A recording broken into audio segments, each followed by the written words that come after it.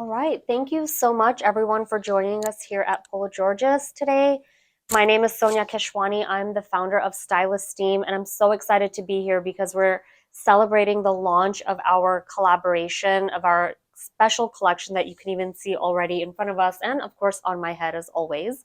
So I'm super excited to share this with you all today, and I want to give a special thanks to Tina for coming in today to help us launch this collection and also to share an interview with me. Yeah. Thank you, Sonia. So good to see you. Thank you. As always, you look beautiful, and this collection is stunning. I have to say, I've always loved your turbans, but the headpieces, the collaboration you've now done with Pologeorgis is extra special. So make sure you check it out. Come down to the store, or I'm sure you can see on your Instagram as well some examples of your gorgeous pieces. Absolutely. And they will be available very shortly online as well. So Perfect. yeah. All right, so I have a couple questions for you. Sure. Thought we'd chit chat a little bit about fashion and breast cancer awareness and how it all came together for you. So, first of all, can you share with us your personal breast cancer journey and how it shaped your outlook on life and fashion? Sure. So I received a very unexpected breast cancer diagnosis at the young age of 29. I was living a totally different life back then. I was working in the media, I was working at the DOJ, at the Department of Justice. And so I was kind of at what I thought was the peak of my 20s and my career and just, living life in full force. And I one day was taking a shower and I, felt something really different on my left breast. And I knew that that was not normal for me. And in this sort of vein of self advocacy and finding out, getting the answers as to what that was, I learned that I had an early stage breast cancer. And so that immediately slowed me down and forced me to really consider every way that I'm spending my moments in my life, to think about what's really important, and then also to realize that it's so this time is such a challenging time when you go through a breast cancer diagnosis at any age, much less when you're in your 20s, when you're not at all expecting such a thing. You kind of force yourself to think about what's your identity and how you see yourself and how also you want to share yourself with the world, and what does that mean to you. And so for me, when I went through breast cancer, losing my hair to chemotherapy was one of the greatest challenges of that experience, because it kind of took apart all the layers of who I thought I was, and turned me, as my mom likes to say, back into a newborn baby with a bald head and kind of starting life from scratch again. And the person that I sort of decided to put back together is who you see today. And it's equal parts of my past and my future and who I am in the present. And a big part of that now is the headpieces. And that's because when I went through that hair loss, I realized that I don't quite know what my identity is in this very moment. I don't know who exactly I am. I don't know who I'm going to be, but I want to start reconnecting with myself through fashion. And so that's kind of what I did. I started going to a fabric shop next to my infusion center in New York City. After each round of treatment, I just kind of gathered whatever strength I had and went fabric shopping. And I picked out a few yards here and there. And when I would, be in my week-long recovery, after each round of chemo, which lasted a year, by the way, I was just experimenting with my mom's sewing machine and kind of trying to create something that felt like it was made to inspire a person walking on my path. And that's how the turbans were born. And that's eventually what inspired StyleEsteem, is this, this idea that headpieces are like a crown that you wear, and you're crowning the royalty in you no matter what you're going through in life. You have that royal essence inside of you, no matter what your story is, no matter what your hair journey is, your background, your culture, anything you've been through. It's this idea that fashion is truly something that crowns the best parts of us. Beautiful. Yeah. Well, congratulations on all of everything that you've been through, your Thank you. journey. And first of all, you're very brave. And it's a great story. It's a great, I know it's a part of you, not just a story, but a part of you. And what an amazing product came out of, this. I feel like you've sort of decided to take it head on and literally. Literally. I love a good But I pun. think a lot of people would, immediately, I can't imagine the reaction you would have, but people think, okay, well, I'll have to wear a wig, I'm losing my hair. And you, I feel like, I don't know what your thought process was, but I love that you went to something in fashion and then connected it back to something, because fashion is so, it's about the aesthetics, but this was about the function Sure. and bringing back your confidence. So how did you feel when did you, was there a moment where you sort of said, this is it? Or was it sort of a gradual process as you were creating the turbans and said, oh, I feel good? Or was it like you did it and you were like, this is helping me? Sure. I think it's a little bit of both. I feel like when, when I started to lose my hair, it was kind of like I was told, okay, you need to buy a wig and wait for it to happen. Your hair Right. will be falling out drastically by the next time we see you in the infusion chair. So just make sure you're prepared. And I wasn't given much beyond that, even though my doctors were amazing. The knowledge about hair loss and what to do during hair loss was a little bit limited. And so today, fast forward 5 years later at StyleEsteem, we talk a lot about fashion, but we also talk about how to thrive through hair loss before, during, and after treatment. Because I think there's so much room for empowerment in that journey that we don't necessarily realize. But as far as my own journey goes, I grew up in New York City. I always loved fashion. I mean, I've been window shopping on Fifth Avenue since I can remember, since probably I was able to walk. And so when I was looking for something to wear, I wanted to feel like more of myself, not like less of it. And Right. so I kind of saw there were a lot of designer pieces that were, on consignment because turbans hadn't really been in trend for a while. And then I saw a lot of chemo beanies, which didn't quite feel right to me. And I just wanted something that brought the two together, that made luxury and headwear part of your everyday life, something that was keeping up with the trends, but also being very timeless and accessible and something that you can kind of wear on your day to day. And so when I started to create these pieces and I could get ready in the morning and just get ready without a big emotional breakdown or a big fuss and just Right. kind of, what you see from my neck down, if I can just wear a headpiece that completes everything and makes me look very intentionally put together, it Right. makes me walk out the door with pride in myself. That's what I wanted. And when I started seeing that, I was like, okay, this is clicking for me. And that's kind of what snowballed on and on from there. But there was also the design process. I mean, Yeah. not anyone can just make a turban or make a headpiece because these are crafted well and obviously made, thought out. I know you said you were experimenting, but Yeah.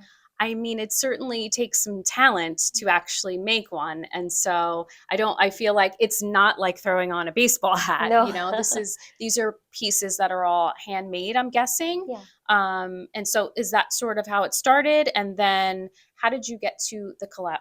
Fast forward to today, Yeah. the collaboration with Polo Georgis. Sure. So Um, when I say experimentation, it truly was an experimentation because I don't have a background in fashion. I'm a self-taught designer. And so, knowing that I have these periods of recovery ahead of me, week long, multiple times throughout the year, I just kind of thought of that as like my design time. I want to just make myself free of mind to sit there and play with different things and to see what works and to create something that is beautiful. And so that process is kind of, once the turban was perfected out of like different silhouettes and different sort of patterns that I self created, that's kind of turned into what you see today within StyleEsteem is a range of headwear that's really grown beyond the turban itself, even though that's kind of our original creation. Now we have beautiful pieces that, even if you look at our couture collection, are inspired by headwear throughout history and culture and trends. And it's a very sort of a global approach that's what it's turned into for us. But it all started with this this idea that you have to give yourself permission to experiment not with just creating something, but wearing different things to give yourself the freedom to see what feels right, what looks good, and what makes you happy. And I like to feel like that's translated into the designs. And I always encourage people, if you're a turbanista or it's your first time wearing a headpiece, just give yourself that freedom to really explore fashion and to find something that makes you smile. And have fun with it too, like everything. I Absolutely. always say that Yeah. fashion is just lipstick and pantyhose, at the end of the I day. love So, that. okay, so what message do you hope to send women currently battling breast cancer through your designs? Sure. I really want people to know that although what you're going through right now is so huge. It feels so life changing and so life impacting. I want you to know that you are more than that. You are more than your diagnosis. You are more than your hair. You're more than your breasts. You cannot be defined by any one single thing. And I think that's something that 6 years on for me as a 6 year breast cancer survivor, that's really what I've learned through that process. And what I remind myself every day is that I can't be defined by any one thing. I'm so much more than that. And so whether you're newly diagnosed or 10 years out, it's something that I think, is a really valuable thing to remind yourself about every day. I agree. Yeah. Why is it so important to you to raise awareness about self breast exams, and how does the hashtag glam self exam movement fit into that mission? Sure. So for me, the way I discovered my breast cancer was really accidental, or by chance, you can even say. I mean, I was doing something that I have done countless times in my life. I was taking a shower and just applying soap on my body, right? And I felt something that felt off. And so, if I hadn't felt the alarm bells go off, I may have ignored it. I may have kicked the can down the road, and my outcome would have been much different. And so, what I want to emphasize to people is that doing your monthly breast self exam is so important, because early detection is critical when it comes to breast cancer. And for me, now that I've sort of seen within my own life how important this, health ritual is, I've come up with the idea of a glam self exam, and that's because where I come from, sometimes, talking about breast health is a little bit taboo.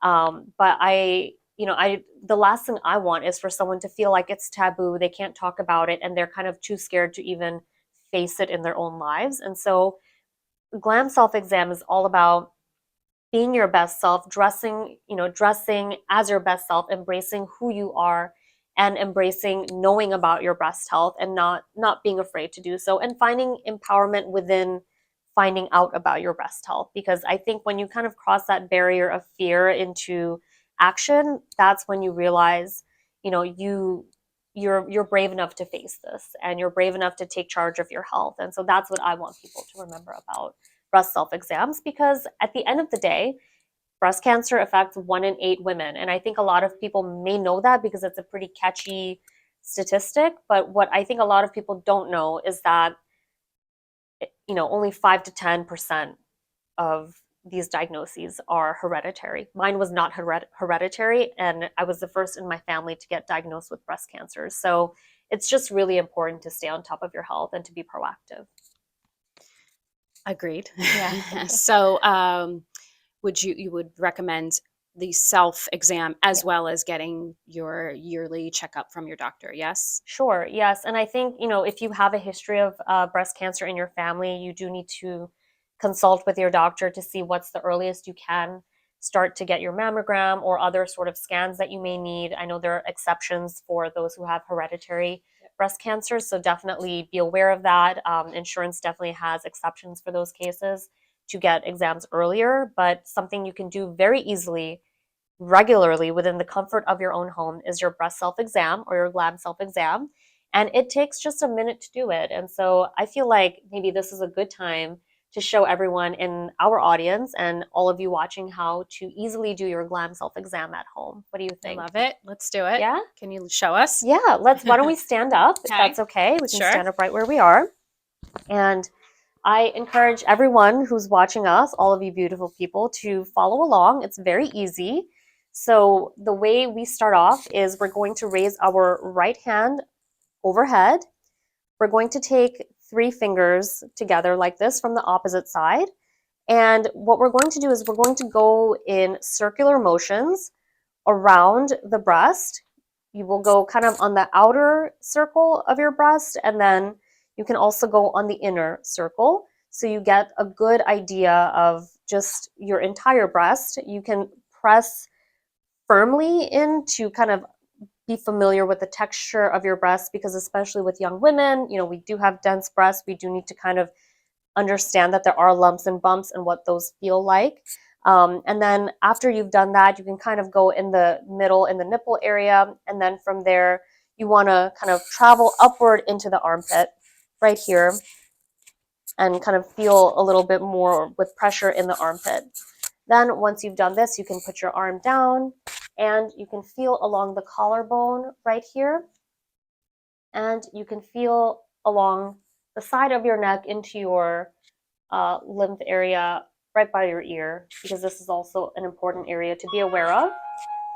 And then once you've done it on this side, you want to do the same on the opposite side and just repeat that process. And that's something that you can do standing in front of the mirror at home with your blouse off, with no undergarments on, just so you can get a full and thorough exam. But this is something that I recommend you do once a month. You can do, on the first of the month, just have a little reminder on your phone, and that way you'll always be on top of it. And when you do feel something different, if you feel a different texture or you see some sort of texture on top of your skin, discoloration or any kind of discharge that feels unusual, just reach out to your doctor. Just get it examined, because you never know, if it is something or if it's nothing. But it's always good to be aware and to have your answers early on.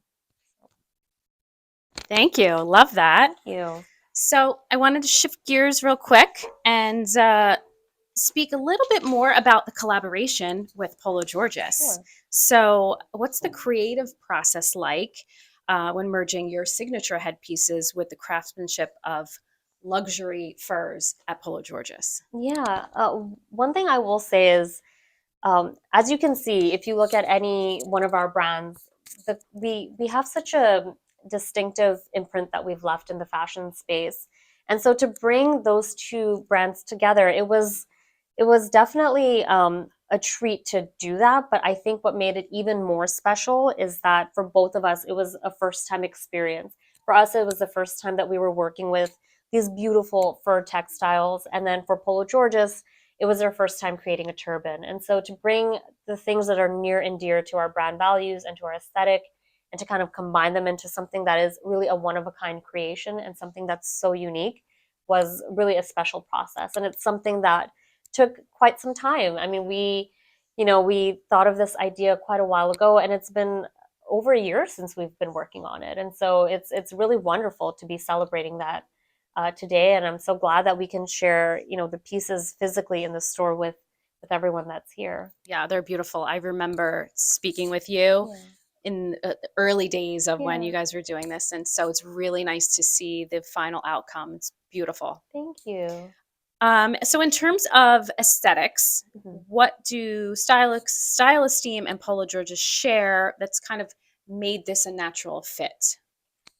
Yeah, I think something that both of our brands really value is this idea that fashion is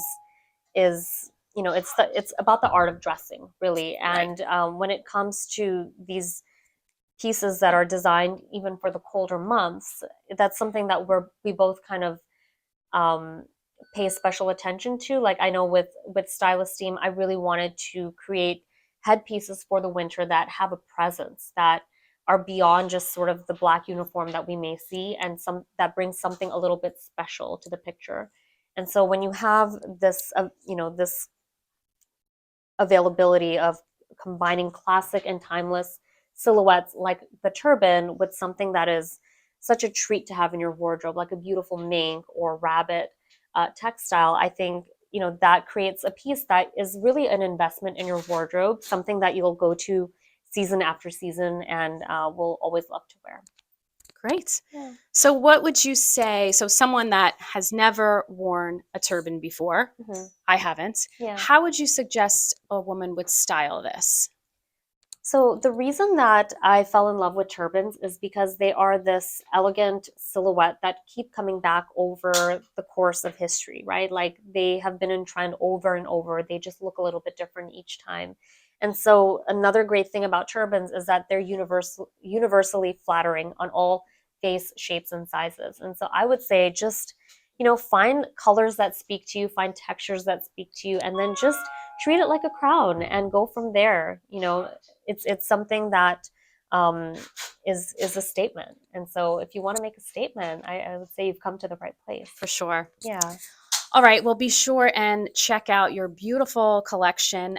Where can everyone find this? So for now, you can come to Pologeorgis here in Greenwich, Connecticut, On Lewis Street. on Lewis Street to experience the pieces in person, and then we'll be letting all of our followers know once the pieces are available online, and you can shop them on pologeorgis.com or stylesteem.com. StyleEsteem.com. Yeah, Thank you, Sonya, so much. And thank you, Pologeorgis, for having us. thank you.